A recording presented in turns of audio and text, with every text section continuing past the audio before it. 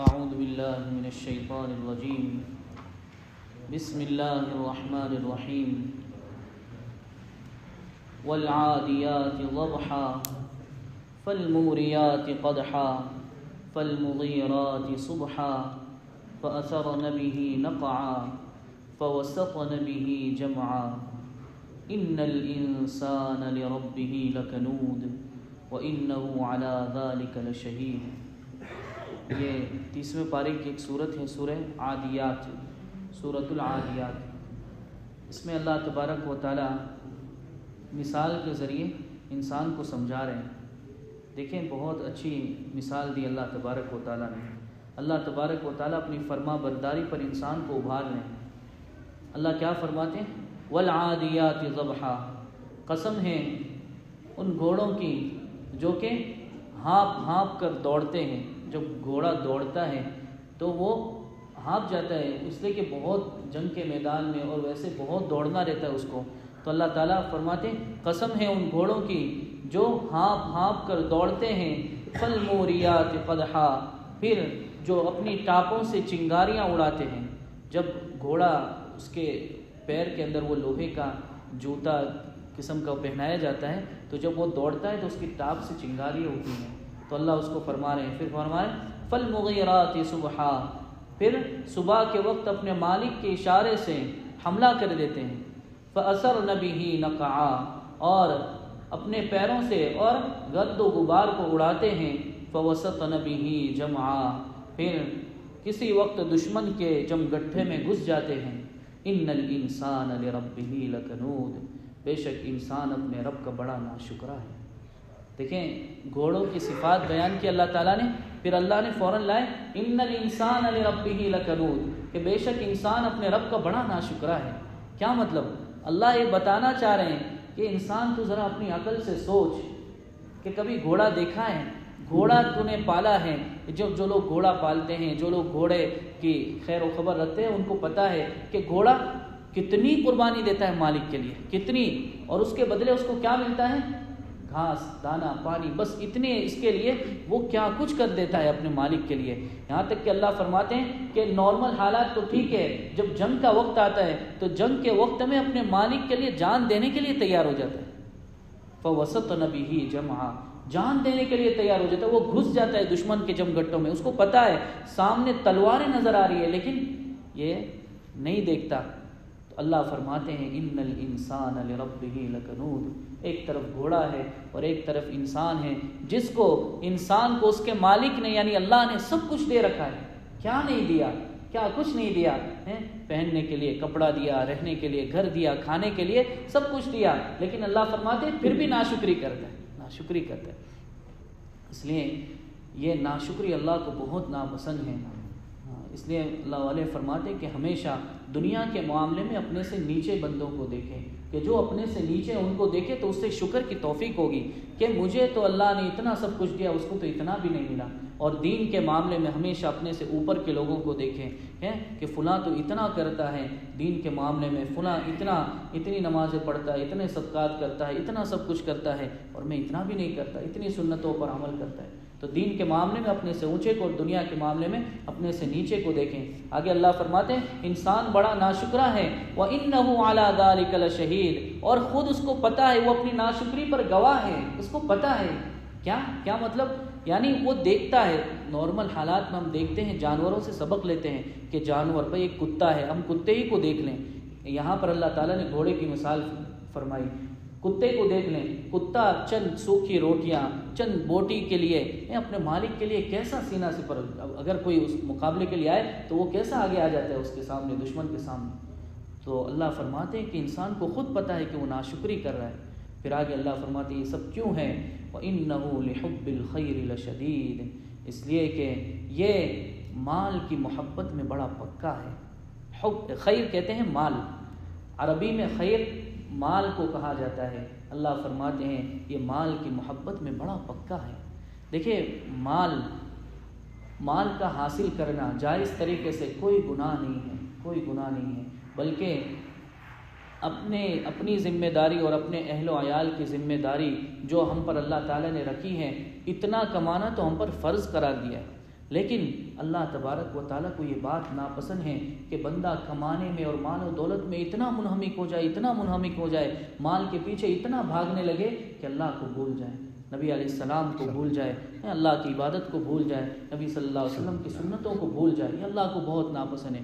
اس لیے اللہ کے نبی صلی اللہ علیہ وسلم نے بار بار ڈرایا اپنی امت کو اور بتایا واللہ مل فقر اخشى علیکم. اللہ کے نبی فرماتے قسم خدا پاک کی مجھے تم پر فقر کا اندیشہ نہیں ہے، یعنی مجھے یہ ڈر نہیں ہے کہ تم فقیر ہو جاؤ گے. اگر تم فقیر ہو بھی جاؤ تو بھی مجھے کوئی ڈر نہیں ہے، لیکن مجھے ڈر جو ہے اس بات کا کہ کہیں تم پر دنیا کی وسعتیں ہو جائے. دنیا کی جب وسعتیں تم پر ہو جائے گی اور تم اس میں مشغول ہو جاؤ گے جیسا کہ پہلے لوگ اس میں مشغول ہو گئے، اور پھر تمہیں ویسے ہی ہلاک کر دیا جائے گا جیسے پہلے لوگوں کو ہلاک کر دیا گیا. تو اللہ کے نبی صلی اللہ علیہ وسلم، اس لیے دیکھیں اللہ کے نبی صلی اللہ علیہ وسلم نے ایک حدیث میں صراحتاً فرمایا ان لکل امت فتنہ، ہر امت کے لیے ایک آزمائش ہے. ہر امت کے لیے اللہ تعالیٰ نے کوئی نہ کوئی چیز ایک ایسی رکھی جس میں اس کی آزمائش ہے. اور اللہ کے نبی فرماتے ہیں وہ فتنۃ امتی المال، اور میری امت کی جو آزمائش ہے، میری امت کے لیے جس میں آزمائش رکھی وہ مال ہے. دیکھیں یہاں فتنے سے مراد فتنہ اردو والا فتنہ نہیں ہے، فتنے سے مراد آزمائش ہے. آزمائش کا اگر ہم ترجمہ کرتے ہیں تو اس کے دونوں پہلو ہوتے ہیں، یعنی اس میں اچھا بھی اور برا بھی. جیسے اللہ تبارک و تعالیٰ قرآن پاک میں فرماتے ہیں انما اموالکم و اولادکم فتنہ، تمہارے مال اور تمہاری اولاد، اگر ہم یہاں ترجمہ کریں گے فتنہ یہ غلط ہو جائے گا. تمہارے مال اور تمہاری اولاد تمہارے لیے آزمائش ہے. آزمائش کا کیا مطلب؟ یعنی یہی وہ چیزیں ہیں کہ انہی کے ذریعے تم اللہ تک پہنچ بھی سکتے ہو، اور یہی وہ چیزیں ہیں کہ اگر تم ان میں مشغول ہو گئے اور اللہ سے غافل ہو گئے تو پھر جہنم تک یہ پہنچانے کے لیے کافی ہے.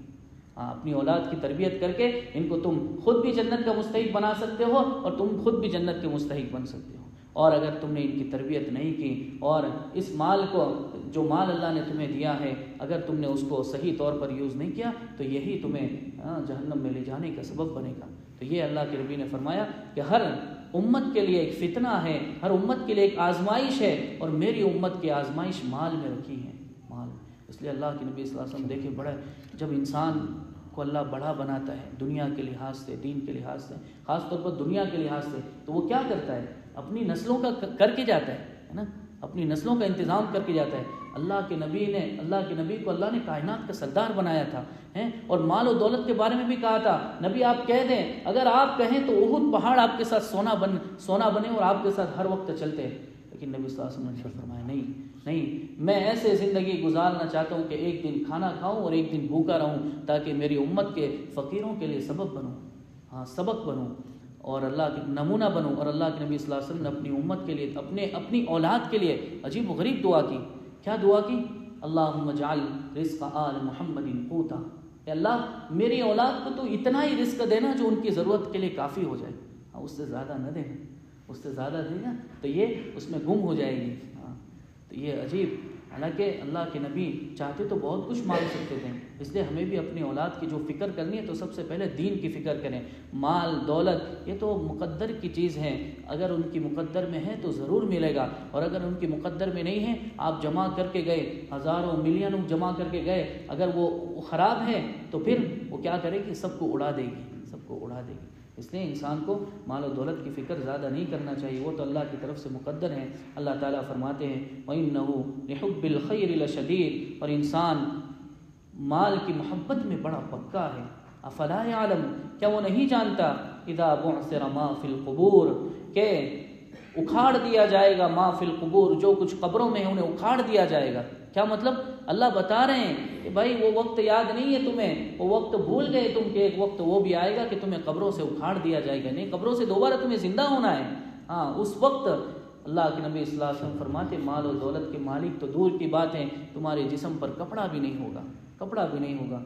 وحصل ما فی الصدور، اور دلوں کے بھید کو کھول دیا جائے گا. آج دل میں جو کچھ لیے پھرتے ہیں ہم، اللہ فرماتے کہ کل قیامت میں اللہ کھول دیں گے اسے. ان ربہم بہم یومئذ لخبیر، بے شک ان کا رب یعنی اللہ تبارک و تعالیٰ اس دن ان کے حالات سے باخبر ہے. یعنی اس دن کیا حالات پیش آئیں گے سب اللہ تبارک و تعالیٰ کو پتہ ہے. یہ چھوٹی سی صورت ہے، دیکھیں اللہ نے کتنا اہم ہمیں سبق دیا. اللہ سمجھانا چاہ رہے ہیں بھائی اپنے ارد گرد جانوروں کو دیکھ لو، گھوڑے کو دیکھ لو، کتے کو دیکھ لو، ایسے بہت سارے جانور ہمیں مل جائیں گے جو تھوڑی لقمے پر، چند لقمے پر اور چند بوٹی سوکھی روٹی پر ہمارے لیے جان تک دے دیتے ہیں۔ اور جس اللہ نے ہمیں اتنا سب کچھ دیا، وَإِن تَعُدُّوا نِعْمَةَ اللَّهِ لَا تُحْصُوهَا، اللہ فرماتے کہ اگر تم اللہ کی نعمت کو گننا چاہو تم گن نہیں سکتے، تو کیا ہم ان کے لیے اللہ کے لیے اتنا نہیں کر سکتے؟ نبی صلی اللہ علیہ وسلم نے جو کچھ بتایا، نبی صلی اللہ علیہ وسلم کی سنتوں پر عمل نہیں کر سکتے؟ ہو سکتا ہے تھوڑی سی ہمت کی بات ہے، تھوڑی سی، جیسے رمضان المبارک میں کتنے سارے ماشاءاللہ مسجد آباد ہو جاتی ہے، پورے سال بھی کر سکتے، کوئی مشکل نہیں ہے، کوئی مشکل نہیں ہے، بندہ تھوڑی سی ہمت کر لے، اللہ تعالیٰ عمل کی توفیق عطا فرمائے۔ یہ زکوٰۃ کے مسائل چل رہے تھے۔ قرض کی زکوٰۃ کس پر ہے؟ کیا مطلب کہ ایک آدمی نے، مثلا میں نے کسی کو قرض دیا، مثلا 1,00,000 رینڈ میں نے کسی کو قرض کے طور پر دیے، تو یہ 1,00,000 رینڈ کی زکوٰۃ کس پر آئے گی؟ میں نے یعنی دینے والے پر آئے گی، یا جس کے پاس پیسہ ہے جس کو دیا گیا اس پر آئے گی؟ تو یہ 1,00,000 رینڈ کی جو زکوٰۃ ہے یہ میرے ذمہ آئے گی۔ کیوں؟ اس لیے کہ مالک میں ہوں، جس کو دیا ہے وہ تو ہم نے ایسے ہی عاریتاً اس کو کچھ وقت کے لیے استعمال کرنے کے لیے دیا ہے، وہ پیسہ اس کا نہیں ہو گیا، ہم نے قرض کے طور پر دیا ہے، اس لیے وہ اس کا مالک نہیں ہے، لہٰذا مالک تو میں ہی ہوں، لہٰذا زکوٰۃ میرے ذمہ لازم ہوگی۔ جس کو قرض دیا گیا اس کے ذمہ نہیں، بلکہ جس نے دیا ہے اس پر زکوٰۃ آئے گی۔ اچھا، ایسا قرض جس کی واپسی ممکن نہ ہو، بھائی ایک شخص نے کسی کو 1,00,000 یا 2,00,000 رینڈ یا 50,000 رینڈ کسی کو قرضہ دیا، اب پتہ چلا یہ صاحب تو غائب ہو گئے، یہ تو دے ہی نہیں رہے، یا پتہ چلا کہ یہ تو ایسے نکلے کہ اب بھول ہی جاؤ آپ اپنے پیسے، ہوتے نا بعض لوگ ایسے کہ بھول ہی جاؤ، تو پھر ایسی صورت میں وہ جو پیسے گئے ہیں وہ یقین ہو گیا بندے کو کہ اب وہ پیسے واپس آنے والے نہیں ہیں، تو پھر ایسی صورت میں اس کی زکوٰۃ دینے والے پر نہیں ہوگی، دینے والے پر، اس لیے کہ اب اس کو یقین ہو گیا کہ وہ پیسے اس کے پاس آنے والے نہیں ہیں، اس کی زکوٰۃ نہیں ہوگی۔ اچھا، بعد میں آ جائے تو اب یقین ہو گیا تھا، 2-3 سال کے بعد وہ پیسے آ گئے، تب بھی پچھلے سالوں کی زکوٰۃ نہیں ہوگی، البتہ جس سال اس کے پاس واپس آئے تو جب وہ زکوٰۃ نکالے گا تو اپنے پیسوں میں اپنے پیسوں کے ساتھ ان پیسوں کو بھی شامل کرے گا۔ اچھا، فکس ڈپازٹ، یہ بہت سی مرتبہ بینکوں میں جمع کرانے کی ضرورت پڑتی ہے، فکس ڈپازٹ، تو چونکہ اس کا ملنا یقینی ہے، واپس جو مالک ہوتا ہے اس کے پاس واپس آنا یقینی ہے، اس لیے جب بندہ زکوٰۃ نکالے تو اگر کسی کی بینک میں فکس ڈپازٹ ہے تو اس کو بھی شمار کیا جائے گا، اس کو بھی شمار کریں گے زکوٰۃ نکالتے وقت۔ بہت سی مرتبہ ایسا ہوتا ہے کہ ماں باپ اپنے چھوٹے بچوں کے لیے، بچی کے لیے زیورات بنا کر رکھ دیتے ہیں، تو اس کی زکوٰۃ کس پر آئے گی؟ تو اگر ماں باپ نے بچے کو مالک نہیں بنایا ہے، ماں باپ نے خود کی ملکیت میں رکھی، تو ماں باپ کے ذمہ اس کی زکوٰۃ آئے گی۔ لیکن اگر ماں باپ نے بچے کو مالک بنا دیا ہے تو وہ بچہ اگر نابالغ ہے تو جب تک بالغ نہیں ہوتا اس کی زکوٰۃ نہیں ہوگی، ان زیورات کی زکوٰۃ نہیں ہوگی۔ ہاں، جب بالغ ہو جائے گا تو پھر اس کی زکوٰۃ لازم ہوگی۔ اچھا،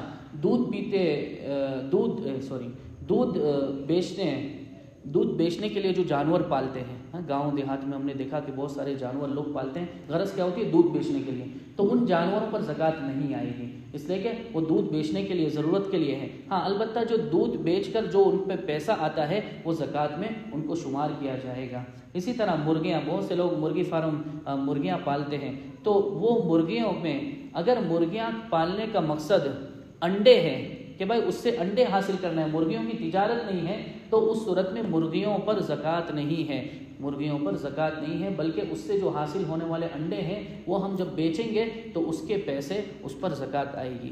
ہاں، اگر کسی نے مرغی فارم بنایا ہی اس لیے کہ مرغیاں بیچے گا تو پھر ایسی صورت میں مرغیوں پر زکوٰۃ آئے گی، یعنی وہ مرغیاں جب بیچے گا تو اس کو پیسے کو شامل کیا جائے گا زکوٰۃ کے اندر۔ سبحان اللہ۔